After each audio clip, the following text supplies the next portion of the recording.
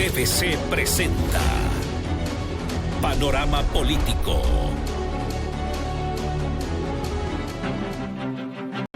Domingo 9 de julio del 2023. Amigos televidentes, continuamos con Panorama Político, un programa con el objetivo de que la ciudadanía pueda ejercer un voto responsable y muy bien analizado en los comicios del próximo 20 de agosto. Este es un espacio creado por TVC para semana a semana conocer a cada uno de los candidatos a la presidencia de la República, sus proyectos y mecanismos que utilizarán para poder cumplirlos. En esta ocasión nos acompaña el candidato por la alianza Actuemos, Otto Sonnenholzner. Conozcamos el perfil de nuestro invitado. Otto Sonnenholzner es candidato a la presidencia de la República del Ecuador por el partido Alianza Actuemos, que aglutina, Avanza y Suma listas 8 y 23. Tiene 40 años, de profesión economista, además cuenta con un máster en administración pública. Su estado civil es casado y tiene 3 hijos. En el sector privado se ha desempeñado como empresario, expresidente de la Asociación de Radiodifusores del Guayas y catedrático universitario. En el sector público se desempeñó como vicepresidente de la República durante la gestión de Lenín Moreno. Y esta es la primera vez que será candidato para ocupar la primera magistratura del Estado.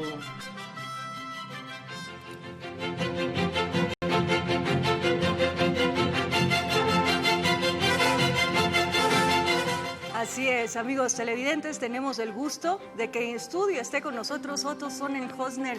Incursionó en la política como ex vicepresidente de la República de Lenín Moreno, figura que ha sido fuertemente criticada. ¿Cuál será ese diferenciador que interpondrá y que le apunta a la presidencia de la República? ¿Por qué los ecuatorianos deberían elegirlo en estos momentos tan críticos para el país? Bienvenido. Gracias, Mafer, por la invitación. Y solo leo una aclaración. Yo no fui vicepresidente de Lenín Moreno, yo fui vicepresidente de los ecuatorianos. Uno no va a los gobiernos a servir a un individuo, uno va a servir al país. Esa es la gran diferencia. Los gobiernos no son sectas donde uno va a rendirle culto a la imagen a alguien. Los gobiernos son espacios para ir a dar soluciones a los problemas urgentes de la gente. Y a eso me dediqué desde el primer día, y por eso la ciudadanía reconoce y supo diferenciar mi gestión y supo valorar el esfuerzo que pude hacer. Por eso estoy aquí. Vea, si las cosas estuvieran bien, no estaría aquí. Si no tuviese el respaldo ciudadano de quienes supieron reconocer una buena gestión, no estaría aquí. Estoy aquí porque sé que puedo ayudar, porque sé que hay problemas graves, que son urgentes y conozco cómo solucionarlos. Usted estaba construyendo un proyecto para el 2025, sin embargo, ahora se lanza en estas elecciones anticipadas porque cree que es necesario que usted esté a cargo del país en estos momentos. Más que todo porque hay ciudadanos que ya no pueden esperar y desgraciadamente son mayoría. Los que están siendo extorsionados, los que están pensando en irse del Ecuador, los que no encuentran un trabajo. ¿Usted cree que ellos pueden esperar 15, 16 meses más? Yo creo que no. Y sé que podemos actuar desde ya para empezar a caminar por el camino correcto, en el sentido adecuado, de recuperación económica, de recuperación de la seguridad, de generación de empleo. Pese a que al inicio usted hizo esta aseveración de que usted fue vicepresidente de los ecuatorianos, pero Así sí es. Fue parte de un gobierno, el de Sin Lenín duda, Moreno. sin duda. ¿Cuál es su cercanía ahora o cuál es la ideología por la cual usted espera gobernar de llegar a Carondelet? La del servicio. Yo salí de ese gobierno por diferencias. Hubo a quienes les molestó mi trabajo, mi gestión en servicio de la ciudadanía. Estabilizamos con mucho esfuerzo una pandemia muy grave a la cual en los peores momentos le di la cara. Eso generó una aceptación ciudadana que generó malestar en cierta clase política. Esa clase política quiso impedir que yo siga trabajando. Bueno, yo para quedarme sentado cobrando un sueldo prefiero irme a mi casa y seguir sirviendo a la ciudadanía desde mi espacio privado dentro de mis posibilidades. Empecé a construir un proyecto político como lo anuncié y efectivamente tan preparado, tan bien estructurado está ese proyecto que es el único que ha cumplido con todos los requisitos de ser un plan de gobierno viable para el Ecuador. Somos un binomio preparado, con experiencia, con capacidad, y mi ideología es la de resolver problemas, la de dar soluciones a las dificultades. Esa es mi ideología. ¿No es la ideología de su vicepresidenta que tiene cercanía con el correísmo? Ahí va lo mismo, ella también sirvió en un gobierno y lo hizo de la mejor manera, con honestidad, con capacidad, está preparada, o sea, la vamos a excluir porque trabajó en un gobierno. Voy a dejar de participar yo porque trabajé en otro. No, señor, a la gente que trabajó en gobiernos, a mí no me interesa en qué gobierno trabajaron, me interesa qué hicieron cuando tuvieron la oportunidad. Trabajaron con honestidad, se esforzaron, eso es lo importante. El resto, ¿cómo va a ser experiencia entonces si no ha trabajado en un gobierno? ¿Usted cree que podemos llegar a improvisar? Yo creo que no. Pero no tiene ninguna ideología firme. ¿Cuál es su ideología? ¿Cuál es la ideología de Otto Sonnenhösner? ¿Usted ha escuchado la reflexión que hizo el líder chino cuando le preguntaban ¿y cómo es que usted está en el capitalismo y esto es comunismo? ¿Se acuerda qué dijo? No importa de qué color sea el gato con tal que case ratones. Aquí hay muchos problemas por resolver. Mi ideología es la objetividad, el pragmatismo, el sentido de urgencia ante las demandas ciudadanas, la vocación de servicio. Pregúntele a las autoridades locales que trabajaron conmigo cuando yo fui vicepresidente, si alguna vez les pregunté de qué partido eran, qué ideología tenían. No, les preguntaba cómo les ayudo para que pongan agua potable, cómo hacemos para mejorar la infraestructura de tu ciudad. ¿Usted cree que un país como el nuestro, con problemas del siglo XVII, en pleno siglo XXI, tiene tiempo para ponerse a discutir de ideologías? Es decir, que su equipo de gobierno pueden estar de diferentes tendencias políticas, más allá si trabajaron con el correísmo, con Lenín Moreno, con Lasso. En mi equipo de gobierno estarán los ecuatorianos mejor preparados, que tengan la experiencia, la capacidad y los valores para sumar al esfuerzo que necesitamos para sacar al Ecuador de esta crisis. Hace poco escuché una intervención en la que usted decía que ya está en este momento de segunda vuelta, pero ¿cómo conseguirá ganar en primera vuelta, ganar ese voto de los indecisos en esta campaña tan corta? Bueno, hay una preferencia ciudadana por nuestra candidatura. Nosotros fuimos los últimos en entrar, si se quiere, al ruedo porque estaba yo terminando mi preparación académica y estaba pues en el extranjero. A pesar de aquello, como te decía, se mantiene un importante respaldo ciudadano que nos permite garantizar nuestra entrada en segunda vuelta. Ahora, lo que tú dices es verdad. Haciendo un buen trabajo, que es el que vamos a empezar apenas se oficialice la campaña, podemos consolidar una mayor votación, no solo para ganar en una vuelta, sino sobre todo para tener un bloque legislativo más contundente. ¿Cree que podría ganar en primera vuelta Otto Sonnenhösner? Creo que podemos crecer aún un porcentaje importante en el que estamos. ¿Sí? Estamos todavía recién empezando y podemos consolidar un porcentaje de votación mayor que nos permita tener un buen bloque. Usted ha mencionado en varias ocasiones que ha venido trabajando en la construcción de un proyecto político fuerte para solventar esas necesidades ahora más urgentes en el país con el tema de seguridad y el tema también de la falta de empleo. ¿Cuáles son los ejes en los que se encamina precisamente ese proyecto que ha trabajado durante todo este tiempo? Paz en las calles, plata en los hogares y progreso para las familias. Paz en las calles es nuestra propuesta de seguridad, que busca de forma inmediata devolver el orden a las cárceles, porque desde las cárceles opera el crimen organizado en el Ecuador. Desde las cárceles se genera el caos que estamos sufriendo, la extorsión, los secuestros, los sicariatos. Paz en las calles, seguridad. Control en las cárceles con tecnología.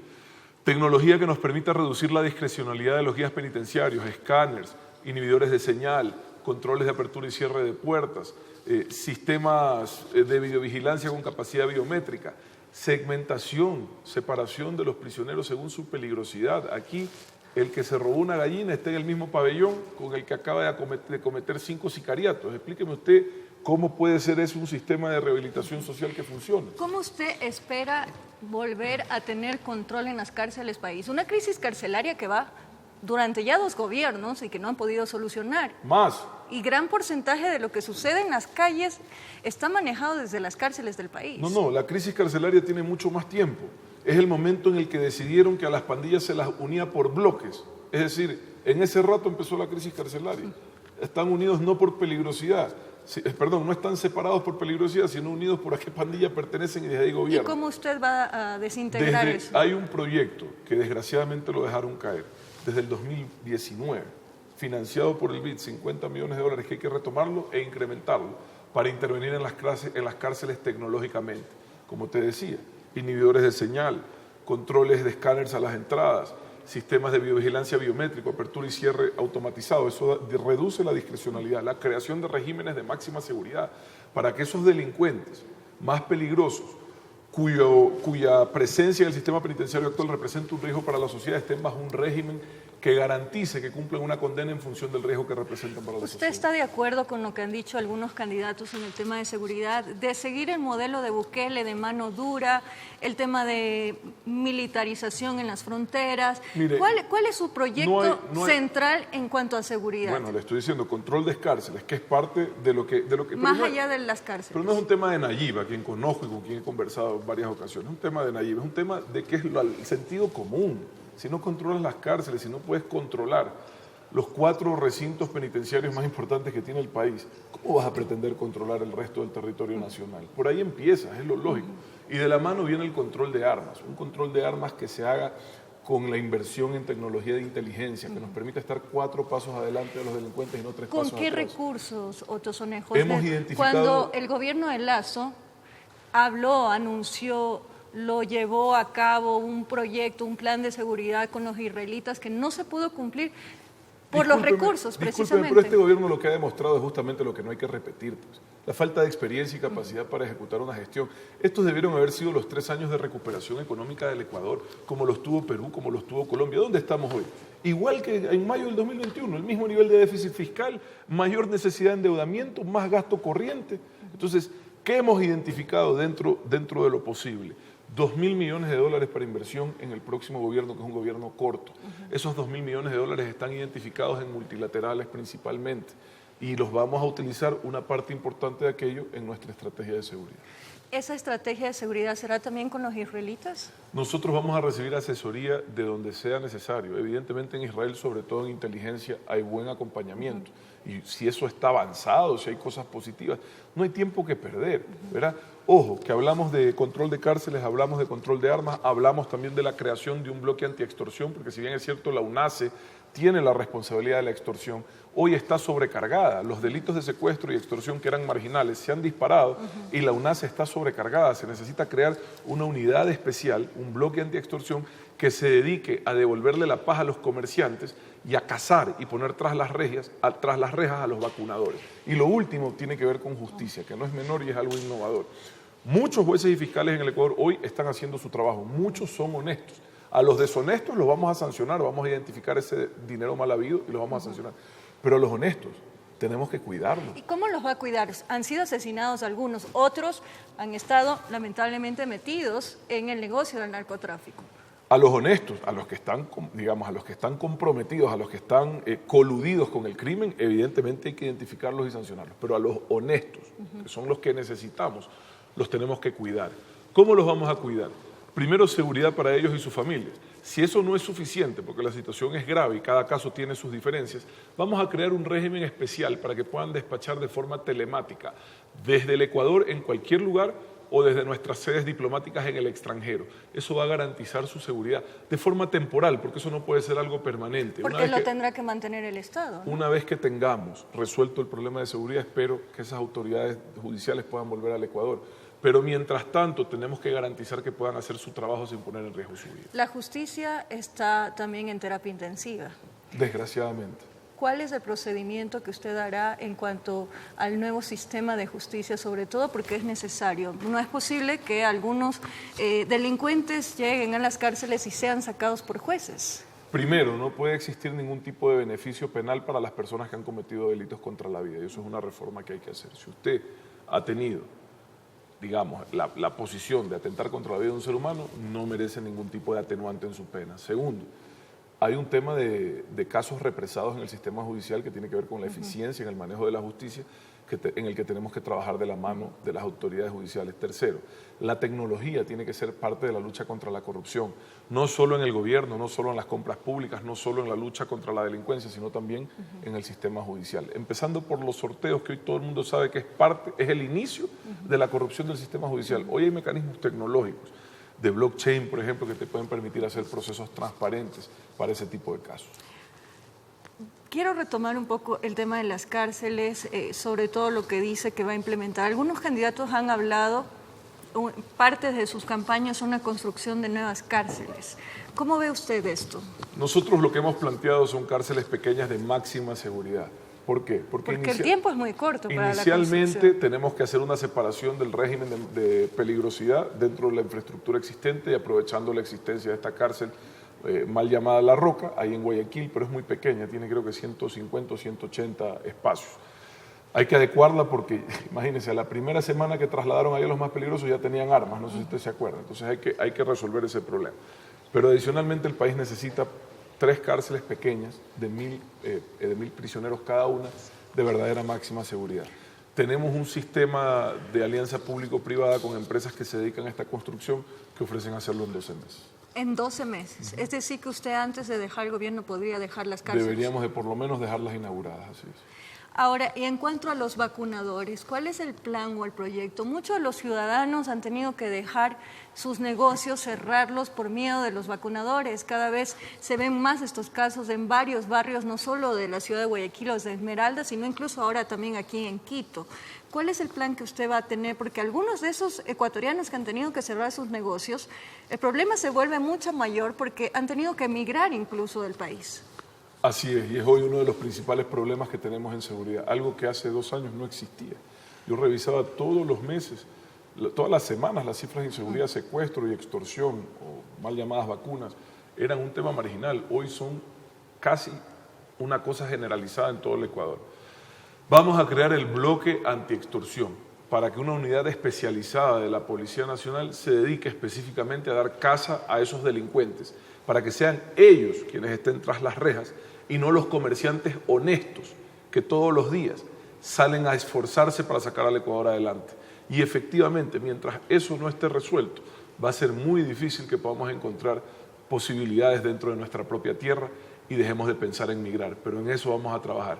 Lo correcto es que todos tengamos que ejercer nuestro derecho de encontrar progreso y prosperidad aquí, en el Ecuador. Para finalizar este primer bloque, candidato Sonnenhösner, me gustaría saber cómo usted va a transparentar todos los procesos públicos, porque lamentablemente la corrupción está latente en todo el sector público y ya la gente no confía de cómo se llevan los procesos, porque todos están amañados de corrupción. La lucha contra la corrupción va de la mano con el ejemplo y la implementación de herramientas tecnológicas. La transparencia, hoy en día las herramientas digitales lo permiten en vivo, como lo hicimos durante la pandemia, que permitió las compras públicas abiertas en emergencia, una decisión inédita reconocida por Naciones Unidas, permitió que detectemos toda la corrupción en el sistema de salud y que hasta el día de hoy continúen procesos contra esos miserables. Pero lo mismo en general. Adicionalmente, necesitamos no solo predicar con el ejemplo, sino implementar nuevas modalidades de contratación. Venimos hablando ya de la unificación de las compras públicas. Hoy, por ejemplo, hay un hospital que paga 5 veces más por la misma pastilla que el otro. En el mismo país. ¿Qué es eso? Corrupción. ¿Cómo lo eliminamos? El Estado define cuál es la necesidad de compra pública y directamente con el proveedor, con el industrial, con el fabricante, hace una compra que puede ahorrar 30, 40, 50%. En el caso de salud, nada más cientos de millones de dólares, reduciendo la discrecionalidad de malos funcionarios y uniendo el esfuerzo de compra pública para bajar costos y aliviando recursos públicos que tanta falta hacen en el sistema de salud. Vamos a ir a nuestra primera pausa y al regresar quisiéramos saber un poco más del proyecto del candidato Otto Sonnenhösner en el tema económico. Ya regresamos aquí en Panorama Político.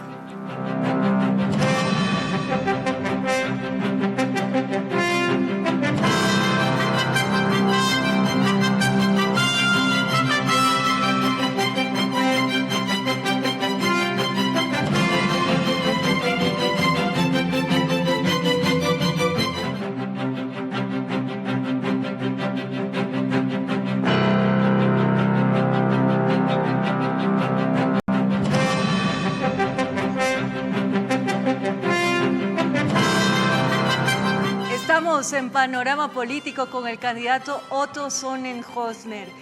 Él apunta a la presidencia de la República con un proyecto que dice ha estado trabajando durante varios años. El domingo 20 de agosto los ecuatorianos decidirán a un nuevo presidente, pero además si continúa o no la explotación en el Yasuní. Tema importante que ha generado un debate polémico y me gustaría saber ¿cuál es el proyecto que va a encaminar este tema del Yasuní, sobre todo si gana el sí?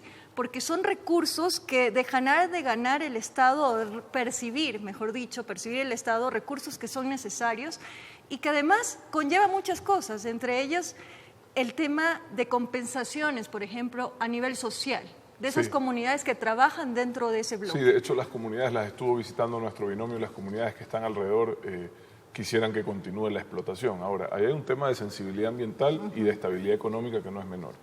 Yo creo que si gana el sí, los plazos no alcanzan para desmontar esa operación. Son 500 millones de dólares que nadie los ha presupuestado, ¿ya?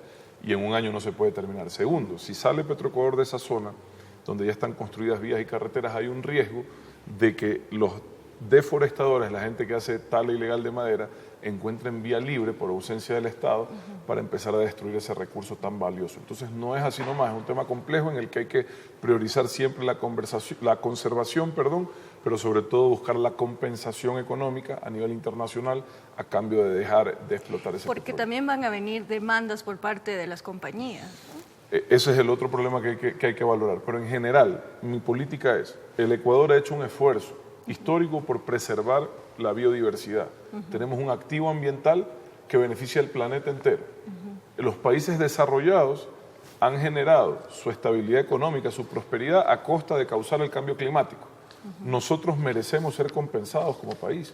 Necesitamos que a cambio de conservar nuestra naturaleza recibamos recursos. Y creo que hoy hay mecanismos suficientes como para recibir compensaciones. Quizás no iguales a lo que se va a sería el perder. camino para... Es la única alternativa que yo encuentro, al menos inmediata. Y ahora, si la vicepresidenta, su candidata a la Acaba de estar vicepresidenta ahí, ha estado ahí, ¿cuál es el llamado por parte de esas comunidades? ¿Qué podrían hacer ustedes para ayudarles de ganar el sí en la consulta popular? Mire, al igual que la mayoría de las comunidades de la Amazonía y en general de la ruralidad del Ecuador, la pobreza es el doble que en lo urbano. En la Amazonía hasta 80% de pobreza. Entonces, no podemos, digamos, abandonar esas comunidades, no solo las de la Amazonía, en general a la ruralidad. Sin desarrollo rural jamás vamos a erradicar la pobreza, la desnutrición crónica infantil. Y creo que el enfoque de cualquier gobierno tiene que estar en priorizar atender a los más necesitados. Y los más necesitados en este momento se encuentran en esas zonas del país. Hablando del tema económico, las brechas de desigualdad son muy grandes. No sentimos atención por parte del gobierno en cuanto al tema de generación de empleo, sobre todo empleo adecuado. ¿Cuál es su proyecto en cuanto a eso? A ver, usted tocó dos cosas. Primero, desigualdad. La desigualdad, sí, es verdad, existe en el Ecuador y es grave. Tú tienes una política de subsidios de 9.000 millones de dólares al año, que incluye transferencias monetarias directas, los bonos, ¿verdad? Subsidios a los combustibles y transferencias a la seguridad social. 9.000 millones de dólares. Esa plata tiene que llegar a quien necesita, no a quien tiene, ¿ya? Si tú le das dinero público a quien tiene, estás incrementando la inequidad como política de Estado y eso hay que atenderlo con urgencia. ¿Y cómo se va a revertir eso? Tratando de hacer que los recursos públicos lleguen a donde tienen que llegar y no se distraigan, se dividan en contrabando, en corrupción, lleguen a donde tienen que llegar. ¿Se mantendrán los bonos y subsidios? Por supuesto que sí, pero para quienes los necesitan, no para los que tienen, repito. Hay gente que sin eso no sale adelante. ¿Qué mecanismo para diferenciarlo? Necesitas tener primero un buen mapeo, ¿ya? Que había el famoso censo social que se debe haber estado terminando ahora, y en función de eso tomar decisiones de dónde está yendo cada recurso. Eso sobre inequidad. ¿Y la focalización antes de pasar? ¿La focalización en los combustibles? Yo creo que quien tiene plata no tiene por qué recibir un subsidio, por eso se eliminó el subsidio a la súper en su momento. Pero es una herramienta válida que se debe de analizar. Ahora, si es que... Ahora tú me hablabas de inequidad, ahora hablemos de empleo. Podemos decir mil maravillas, tenemos una ley espectacular de impulso de empleo joven, tenemos algunas leyes de incentivo de inversión para generar empleo, pero si no crece la economía, no va a haber empleo en el Ecuador. ¿Sabes cuál fue la proyección de crecimiento económico al cierre del primer trimestre? Menos de 1%, cuando la población crece 1,5%. ¿Qué es eso? Menos oportunidades para todos. Claro. ¿Qué está pasando? Por eso la ola de migración también. ¿Qué está pasando en el Ecuador? Que la gente no se da cuenta porque el gobierno no tiene la valentía de decir la verdad. Digan la verdad. ¿Qué pasa? Y hablemos solo de los 3 países vecinos, o sea, Colombia, Ecuador y Perú. La economía se contrajo durante la pandemia en forma similar en los 3 países. A Perú le fue peor que a nosotros, pero Colombia bastante parecido, ¿ya? Han pasado 3 años. Colombia ya creció 2 veces eso. Perú 1.8 veces eso. Y nosotros recién estamos empatando el partido. Pero la población ha crecido. Entonces hay menos oportunidades en el Ecuador. ¿Por qué? Porque el gobierno malinterpretó el objetivo de la estabilidad fiscal, que además ni siquiera ha logrado, pero creyó que ese era un fin y no entendió que la estabilidad fiscal, por la cual han hecho grandes esfuerzos los ecuatorianos, es un medio para generar bienestar de forma sostenible. Mira, en el 2021 quizás no, pero en el 2022 existía la posibilidad de hacer inversión pública por alrededor de 2.000 millones, de 1.500 a 2.000, al igual que en este año y al igual que en el próximo. Pero no lo han hecho. Han identificado los recursos, no los han sabido ejecutar. Incapacidad de gestión, inoperancia. Vaya usted a saber qué. ¿Pero qué es lo que se va a hacer para que esto cambie? Hacer que la inversión pública se active, llegue a donde tiene que llegar, hacer que las cosas pasen. Por Dios, estar atrás, dar seguimiento, que la obra pública sea parte de la reactivación económica. Ahora hay muchas denuncias de ciudadanos que dicen que ya las empresas no los quieren contratar, no quieren pagar el IES, los quieren tomar como empleados de manera informal. Bueno, no se pueden abandonar los controles, estoy de acuerdo contigo, ¿eh? Estoy viendo cada vez más personas que me dicen, aquí trabajo y no me afilian. Cuidado que eso es delito. Y nosotros vamos a sancionar a quienes quieran abusar de los ciudadanos que quieren trabajar honestamente, pero siempre en el dentro del marco de la ley, sin precarizar el empleo. ¿Qué hacer para que llegue más inversión al país? Miren, los 15 meses sentar bases de estabilidad y confianza, pero decirte que en 15 meses van a llegar... Porque la inestabilidad política, económica, que en 15 meses van a llegar miles de millones de dólares de inversión, yo no te voy a engañar. Yo trato de tener un programa objetivo que nos permita superar las urgencias que tenemos los ecuatorianos en seguridad, empleo y situación de salud y educación. Atender esas urgencias y tener un gobierno que esté cercano a la gente y se dedique a resolver sus problemas, para que en función de ese respaldo pueda fortalecer un liderazgo que te dé estabilidad. En función de eso vendrán más cosas, pero decirte que en un año y medio aquí van a venir, digamos, 4.000 millones de dólares de inversión extranjera, no sé mentir y no quiero empezar a aprender. ¿Cómo tener eficacia? Que es lo que los ecuatorianos se preguntan. ¿Cómo el nuevo presidente en tan poco tiempo va a tener eficacia en las acciones con diversas limitaciones? No solo limitaciones económicas, sino políticas también, porque el problema es que no hay gobernabilidad. La mayoría de los candidatos a la Asamblea Nacional son los que fueron disueltos. ¿Por qué no hay gobernabilidad? Porque no hay gobierno. Cuando hay un gobierno que atiende a las situaciones y los problemas de la gente, hay respaldo ciudadano, y cuando hay respaldo ciudadano hay gobernabilidad. Efectivamente, lo ideal es tener un bloque importante de asambleístas, lo ideal es tener alianzas claras, lo ideal es tener estabilidad emocional para no andarte peleando con todo el mundo, y eso ponemos sobre la mesa, ¿ya? La capacidad de gobernarme a mí mismo antes de creer que puedo gobernar al resto de los ecuatorianos, ¿verdad? Pero no va a haber gobernabilidad si no hay gestión. Y este es un gobierno que se va a dedicar a trabajar sábados y domingos, todos los días, a resolver los problemas de la gente. ¿Cómo anteponer los intereses políticos a los nacionales, a los de los ecuatorianos? ¿Tendrá usted un gobierno más abierto al diálogo? Yo predico Me dijo que no va a haber banderas políticas. Yo predico con el ejemplo. Mi ejemplo es de desprendimiento del poder. Yo no estoy aquí por mí. Esto no es de lo que yo quiero ser, es de lo que juntos podemos hacer. Entiendo las urgencias del Ecuador, comprendo las soluciones, sé cuáles son las limitaciones y sé por dónde caminar. Y hemos armado un equipo para poder empezar el trabajo desde ya. Entonces, aquí no hay tiempo que perder. Yo no tengo tiempo además para los bochinches, los berrinches de los políticos. Yo veo que toditos me atacan, hablan mal de mí. Yo no hablo mal de nadie. Yo hablo de lo que vamos a hacer para resolver los problemas del Ecuador. Suficiente tenemos con la violencia criminal como para además tener que lidiar con la violencia política de los mismos de siempre, que lo único que hacen es eso, pedir el voto para luego dedicarse a resolver sus problemas personales, judiciales, sus agendas de odio, de venganza, de impunidad. Pero va a gobernar bajo esa realidad, es la realidad que se está dando en el país políticamente.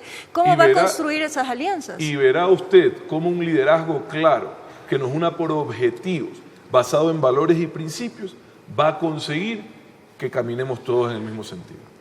¿Cuál será ese puente con la Asamblea Nacional, con la nueva Asamblea Nacional que va a tener cuadros viejos? Hay que ser, yo digo, ver la realidad, porque la mayoría de candidatos son de aquella asamblea que fue disuelta.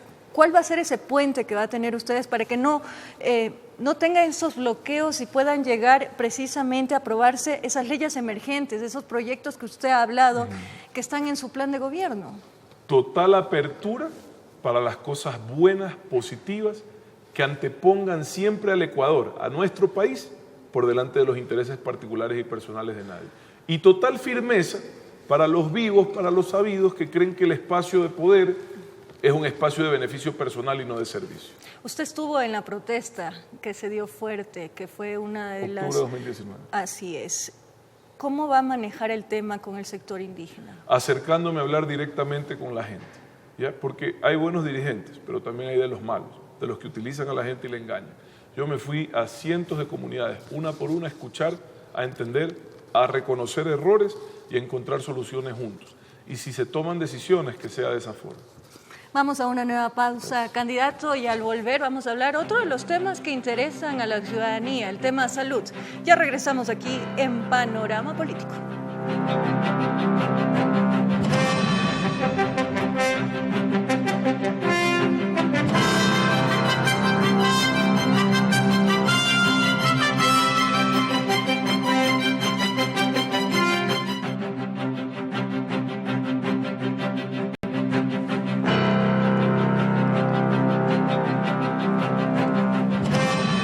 De regreso en Panorama Político e inmediatamente les invito, amigos televidentes, que junto con Otto Sonnenholzner revisemos un poco de su trayectoria en la política. Otto Sonnenholzner, de la Alianza Actuemos, ahora va por la primera magistratura de Ecuador, ya con las enseñanzas que le dejó haber sido vicepresidente en el periodo de Lenín Moreno, entre ellas, combatir la pandemia de COVID-19. Y usted podrá ir a las universidades que usted quiera, pero el aprendizaje de administrar una crisis, la importancia de dar un paso al frente cuando las cosas se ponen mal, todo eso son lecciones que evidentemente valen mucho, ¿no? Y que trato de convertirlas todos los días en mejores aprendizajes. Luego de 18 meses en funciones, volvió a sus actividades en agricultura, comercio y construcción. Además, culminó una maestría en Administración Pública en la Universidad Harvard. Sonnenholzner puntualiza que se mantuvo cercano a la comunidad. Por ejemplo, en el 2019 hubo un acercamiento en este centro comunitario de Monte Sinaí, noroeste de Guayaquil. Y aquí empezamos a apoyar esa iniciativa ya cuando yo volví, digamos, a la sociedad civil. Y hoy este lugar transformado atiende a más de 200 niños, está formando a madres del sector en las distintas profesiones, una de ellas la panificación, estamos apoyando los emprendimientos. Pero a la par también venía trabajando en un proyecto político de país que ahora lo lanza a la presidencia, en otro contexto tan complejo como fue una pandemia. Hablamos de la inseguridad. Bueno, evidentemente estas decisiones tan importantes que además afectan la vida familiar las converso con mi esposa. Sí, hay una gravísima crisis de inseguridad y justamente porque las cosas están mal es que nos sentimos en la obligación de dar un paso al frente y salir a aportar con nuestra capacidad, con nuestra experiencia y sobre todo con nuestro compromiso a resolver los problemas del país. Además, se refiere a su padre, Ramón Sonnenholzner, escritor, filósofo y locutor ecuatoriano. De ahí su nexo con la radiodifusión. Muy querido, mi papá siempre ha sido un mentor, pero nosotros separamos la familia de la política, ¿no? Mi familia ni pisó el Palacio de Carondelet mientras yo fui vicepresidente y lo mismo volverá a ocurrir. Yo no creo en esta política que confunde el servicio público con monarquía y que creen que pues si el uno es candidato, el otro es asambleísta, el otro es contratista. No, con mi familia eso no va y más bien eso es lo que yo creo que hay que cambiar en la política. Les agradezco el apoyo, sobre todo en lo emocional, en lo familiar, pero nada tiene que ver mi familia con este proceso político. Informó Adriana Peralta. Interesante perfil y camino que ha llevado a cabo Otto Sonnenholzner a ser ahora candidato a la presidencia de la República. Y me quedo con dos cosas que quisiera dialogar con usted, candidato. Uno, el tema social, que ha sido importante. Veo que ha trabajado desde la esfera privada también ayudando a las personas que necesitan con este centro de nutrición infantil que tanto se necesita, porque el MIES ha sido un poco abandonado en los últimos gobiernos, ¿no? Mira, yo llegué a esa comunidad en el 2019, en Monte Sinaí, un barrio marginal de Guayaquil. Ahí nos encontramos con la lucha de muchas madres por legalizar terrenos, una cuestión que logramos en más de 5.000 casos. Entonces me quedé conectado con ellos, había un serio problema de desnutrición crónica ahí. Con mi esposa llegamos a articular esfuerzos con la comunidad y tenemos ahí ese centro que además se ha convertido en un centro de desarrollo comunitario para el arte, el deporte, el emprendimiento y la nutrición. Así que contentos con eso y esperamos poderlo continuar haciendo por mucho tiempo más. ¿En su plan de gobierno existe alguna política social importante, sobre todo por el tema de las drogas, donde jóvenes se están involucrando desde muy pequeños en este espacio? Hay que fortalecer la política pública de lucha contra las adicciones. El problema, principalmente en la costa, pero también lo veo en la sierra ya, de las adicciones es muy grave y el Estado no está atendiendo adecuadamente esa necesidad. Estoy de acuerdo contigo. Sobre todo también el tema de enfermedades mentales que tienen que ver también con la drogadicción. Lamentablemente vemos más casos de suicidio. Adicionalmente, los jóvenes hoy están sufriendo gravemente de depresión y otros trastornos mentales, y nuestra propuesta incluye también priorizar la atención en salud mental.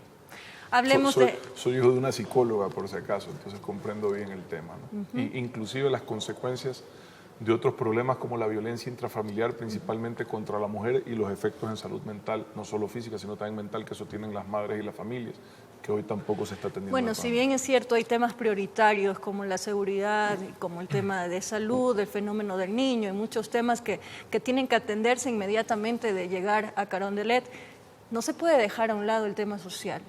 Pero sí quiero hablar también del tema de los hospitales públicos, que lo topamos al inicio, porque ha sido el foco de corrupción precisamente los hospitales, y los ciudadanos no han podido tener un acceso a las medicinas, a salud, por este tema de corrupción. ¿Cómo garantizar y transparentar el manejo y el acceso de los ciudadanos a la salud pública? Si usted se fija, la ruta de la corrupción se fue yendo en los últimos 15 años de sectores estratégicos a los hospitales. ¿Por qué? Porque se acabó la inversión en esos sectores y se fueron atrás de la plata en los hospitales, que evidentemente nunca van a dejar de comprar medicina. ¿Dónde está la corrupción? En que compran lo que no se necesita con sobreprecio, lo dejan podrirse. Entonces hay que reducir la discrecionalidad, y te lo comentaba. Nuestro binomio Erika Paredes lo viene haciendo en Naciones Unidas por 10 años, para más de 60 países con éxito. ¿Qué incorpora esto? ¿Qué incluye? El hecho de que un país identifica sus necesidades de medicinas y licita internacionalmente una sola compra de forma unificada con los distintos proveedores para poder ahorrar cientos de millones de dólares y cortar toda posibilidad de corrupción. Pero usted sabe que es una mafia que no se ha podido limpiar hasta el momento, ¿no? Porque nadie se ha atrevido a quitarles esa discrecionalidad. Y usted lo conoce de cerca cuando estuvo en la vicepresidencia con la pandemia. Y vea cómo los combatimos, más de 60 denuncias, pero no llegamos a implementar este sistema de compras unificadas de forma total. Hoy se hace parcialmente, y fíjese cómo ya no hay corrupción, se hace parcialmente con ciertas vacunas, con mucho éxito. Es decir, muchas vacunas, hoy el Ecuador las compra en el sistema de compras unificadas de medicinas con Naciones Unidas. Ahorra decenas de millones de dólares y se evita la corrupción en ese proceso. Lo que estamos haciendo es generalizando este formato de compra pública para reducir la corrupción. ¿Cómo lograr un mejor acceso de los ecuatorianos a la salud cuando el IES está en emergencia? Bueno, acuérdate que al IES solo estamos afiliados menos de 3 millones de ecuatorianos y bueno, en nuestras familias. El problema de salud, más allá de la corrupción y el acceso a las medicinas, que es fundamental y lo vamos a resolver, pasa también por la atención primaria, de prevención, por los subcentros, los centros, por la visita médica, por el médico del barrio, que es un programa que desgraciadamente han cerrado. Mira, yo no tengo nada en contra de un gobierno como tal. Creo que todos los gobiernos han hecho cosas buenas y cosas malas. Las cosas buenas no hay que dejarlas perder, hay que recuperarlas, hay que, si se quiere, mejorarlas, perfeccionarlas, pero por odios políticos no puede cerrar proyectos que funcionan. Yo hoy recorro y veo que ya no los visitan, por ejemplo, los médicos a las personas con discapacidad en las casas. Eso a mí sí me apena. Creo que se necesita recuperar esos Pero no esfuerzos. se podría ahí hacer un mea culpa, porque en el gobierno de Moreno se cerraron precisamente proyectos que eran beneficiosos para el país. Mira, te estoy hablando del médico del barrio, que es un proyecto que se impulsó precisamente en ese gobierno y que hoy ya no existe, ¿ya? Durante la pandemia hubieron evidentemente cosas que no se cerraron, sino que no se podían hacer porque estábamos todos aislados. Pero eso se debió haber retomado. Yo ya no estuve. Todo eso se debió haber retomado, en mi opinión. ¿Qué es lo que le ha ayudado a Otto Sonnenhösner durante este tiempo que ha estado fuera de la política, más en el ámbito académico, preparándose para poder liderar un país? A hacer mejores aprendizajes de las experiencias, a ver las cosas desde otra perspectiva y a empezar a pensar en cosas que tienen que ver más con el futuro de un mundo que avanza a una velocidad casi incontrolable y que a veces me da la impresión que el Ecuador no está haciendo los esfuerzos por seguir ese ritmo. No podemos darnos el lujo de quedarnos atrás. Pero un año y medio será poco. Pero si este es un proyecto de país para largo plazo, no por mí ni para mí. Lo que yo haga después donde yo esté es irrelevante, si me reelijo, si no me reelijo. Yo creo en la alternancia en el poder, yo creo en la democracia, pero creo sobre todo en los proyectos de país que se basan en ideas, no en personas. ¿Cuál es el error de los proyectos políticos en el Ecuador de la mayoría? Que creen que se trata de un individuo, ¿verdad? Cuando los proyectos ponen a una persona por delante de las ideas, no tienen futuro. Están liquidados y están arrastrando al resto del país con ellos a ese fin no deseable. Usted dice, asumo la crisis. Asumimos el momento histórico que vive el país y que debe haber un cambio emergente. ¿Ese sería su lema, se podría decir? Es que sí, imagínense, primero no sería la primera vez mientras tuve la oportunidad.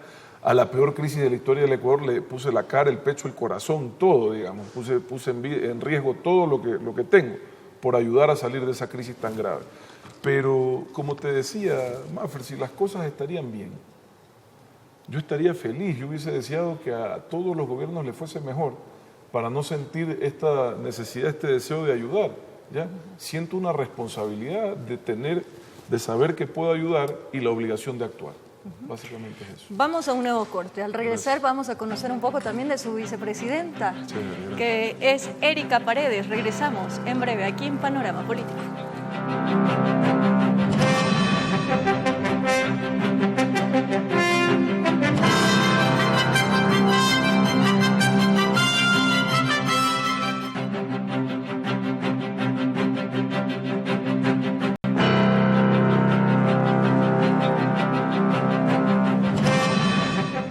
Estamos en Panorama Político. Erika Paredes es candidata a la vicepresidencia de la República. Su compañero de fórmula es el ex segundo mandatario Otto Sonnenholzner. De ganar las elecciones, Paredes estará encargada de las áreas social y medioambiental del Ecuador. Veamos el siguiente reportaje. Erika Paredes, aún teniendo un alto rango en la ONU, ha decidido participar como la vicepresidencial del candidato Otto Sonnenholzner. ¿Por qué lo hace? He tomado esta decisión porque tengo una vocación de servicio. Llevo trabajando 15 años en el servicio público, tanto en el gobierno como en las Naciones Unidas, sirviendo a 23 países de América Latina y el Caribe. Con esa carta de presentación, esta mujer cuencana aspira a llegar al poder y trabajar en el área social y medioambiental. Por cada dólar que se hace en infraestructura pública, se genera un crecimiento del 1.5%. En el desglose y bajo la experticia que tiene, Paredes puntualiza el trabajo a desarrollar. Este es el momento de servir a todos los ecuatorianos a pie, a esos padres que no pueden pagar los útiles escolares, a los campesinos que no les están pagando el precio justo por sus alimentos, o a los niños que hoy sufren de desnutrición crónica. Aunque en su discurso podría sonar algo irreal, la candidata nos comenta que resultados similares ya los ha conseguido. Ya lo he hecho junto a Naciones Unidas. En Naciones Unidas logré ahorrar 600 millones de dólares en compras de medicamentos en Guatemala, en México y en Honduras, comprando los mismos medicamentos, las mismas cantidades y a los mismos proveedores. Con eso deja en otro plano, no menos importante, circunstancias que podrían afectar la economía del país, o la falta de créditos internacionales. De otra parte, aspira a la generación de empleo y dinamizar la economía mediante el emprendimiento y también con el mantenimiento de la infraestructura estatal. Hay que pensar también en el Estado como una fuente de poner capital al servicio de los ecuatorianos para activar la economía. Paredes nos recibió y nos despidió con una sonrisa en sus labios. Dice que pese a haber estudiado en Harvard, lugar donde conoció a Otto Sonnenholzner, sigue siendo una mujer sencilla que busca trabajar por su gente. Informó Javier Rosero.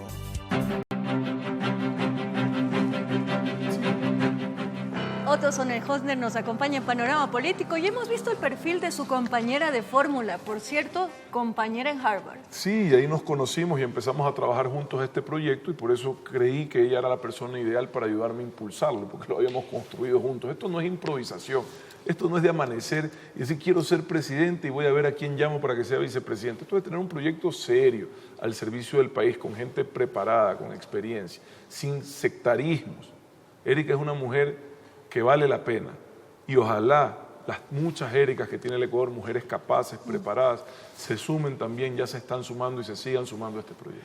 Hay que ver el perfil más allá del pasado, de dónde trabajó, porque hablábamos de esto tras cámaras, candidato Otto Sonnenholzner, porque muchos satanizan a su candidata a la vicepresidencia porque estuvo en la época del correísmo. Porque trabajó y sirvió a su país. ¿ya? Así mismo dice que usted es morenista. Yo, ¿cuál morenista? Si quieren hablar del señor Moreno, llámenlo al señor Moreno, hablen con él, les doy el teléfono. Usted ya no tiene cercanía con él. O sea, yo salí de un gobierno por las razones que en su momento expresé, lo hice porque soy una persona respetuosa y en ese momento estábamos en una situación compleja, no quise ahondar en una crisis, pero ya está, yo serví mientras pude servir y lo hice tomando decisiones con la razón y ejecutando acciones con el corazón, todos los días, y no me arrepiento de nada. Cometimos errores sin duda, pero no me arrepiento de nada. Para mí fue un gran honor servir a mi país. Pero yo servía al país, yo no servía a un presidente, o yo servía al Ecuador, al igual que Erika, al igual que cualquier persona que comprende la importancia del servicio público. Uno está al servicio del país. Recuerdo que usted fue uno de los vicepresidentes que más se ha movido en Yo no paré de trabajar. Y usted creo y espero que tenga funciones específicas la vicepresidenta de llegar a usted a Carondelet. Por supuesto que sí, de hecho ya te he hablado de algunas. Primero el tema de la compra unificada en salud, ella es la experta, no yo, y ella es la que lo va a implementar, que para mí es un tema clave en estos 15 meses. Temas ambientales, ella es la experta, ¿verdad? Y lo va a hacer muy bien. Y vamos a encontrar un equipo para los temas sociales, pero Erika va a tener un rol protagónico porque es una mujer preparada, capaz. Un vicepresidente tiene que ayudar, se lo necesita. ¿Ya? Y yo ayudé en todo lo que pude ayudar. A donde voy se me acerca gente a acordarse de un proyecto, de una obra, de una ayuda. Ahorita que recorro el país nuevamente. Yo no estuve un día en la oficina. Tenemos ya poco tiempo. Hacía la agenda y salía a trabajar. Y eso es lo que quiero volver a hacer. No quiero dejar de lado un tema muy importante que preocupa a todos, porque de asumir el gobierno es algo que tiene que atender inmediatamente, que tiene que ver con el fenómeno del niño, que es una realidad y será algo que debe de atender, como he dicho, de inmediato. Exigirle al gobierno actual que cumpla con lo que está diciendo, porque dicen que han identificado ya los recursos y que van a hacer la obra de prevención. Si no la hacen va a ser mucho más grave la situación, porque la prioridad en este momento es la prevención para salvar vidas, ¿ya? Porque lo económico lo vamos a recuperar, pero las vidas no. Y ese trabajo se tiene que estar haciendo ahora. ¿Y si no lo hace? Va a ser mucho más grave la situación. Si no hacen el mantenimiento de sistemas de drenaje, de proyectos multipropósitos, si no identifican las zonas de riesgo con claridad, si no crean los refugios para tener a la gente durante meses con un techo seguro, con una alimentación. Es que en noviembre ya llegamos con el agua aquí, pues.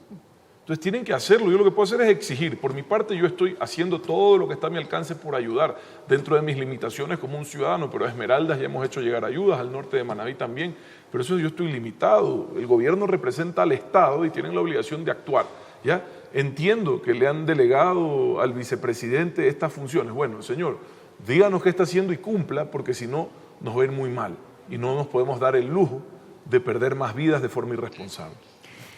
Sí me gustaría saber, en pocas palabras, por qué los ecuatorianos deben votar por el ex vicepresidente de la República, Otto Sonnenhösner, y su proyecto político. Porque es un proyecto serio de una persona que está preparada, que tiene experiencia y capacidad, que se va a dedicar a resolver problemas, como lo he hecho siempre, que se va a dedicar a atender las urgencias de la gente, y voy a poner toda mi energía, todo mi esfuerzo en eso y en nada más que eso.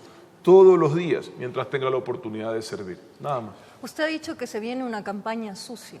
Permanente, pero yo me hago así, yo ya estoy acostumbrado, a mí eso no me afecta. ¿Está preparado para aquello? Pero si todos los días me atacan, ¿y qué puedo hacer? Yo no ataco a nadie, mire, los pocos recursos que tenemos los dedicamos a hacer propuestas y dar soluciones.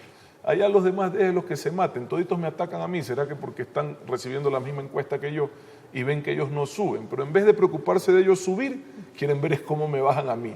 Esa mentalidad es la que tiene al Ecuador mal. Dedíquense a ser ustedes mejores, no afectar a los que hacemos las cosas bien. ¿En qué se compromete con los ecuatorianos? En cumplir mi palabra, en ser una persona responsable, honesta y trabajar todos los días por resolver los problemas de ustedes. ¿Quiere dar algún mensaje final? Agradecerles por el tiempo y decirles a los ecuatorianos que sí es posible encontrar futuro en nuestra propia tierra y que lo vamos a lograr llevando la paz a las calles, la plata a los hogares y el progreso a las familias. Sí se puede, lo vamos a lograr. No es fácil, no es de soplar y hacer botellas, no es de chistar, esto no es de salvadores, esto no es de demagogia, esto es de hacer las cosas bien, con transparencia, con honestidad y con dedicación, nada más. Muchísimas gracias, candidato Otto Sonnenhösner, por acompañarnos en este programa de Panorama Político, que lo que busca es mantener a los ecuatorianos informados antes de acudir a las urnas, con un voto responsable. Nos reencontramos el próximo domingo aquí en Panorama Político. Un abrazo grande.